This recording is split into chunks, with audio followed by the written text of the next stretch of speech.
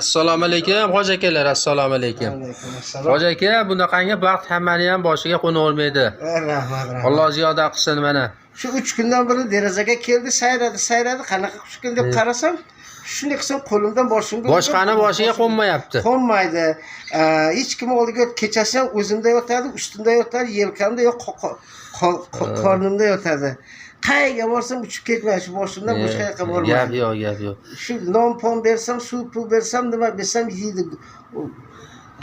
Kecha gaplashdik, siz Namangan, o'zim asli Tojikistonlikman, Namanganda yashayman dedingiz. Tojikistonda tug'ilganman, Namanganda yashayman.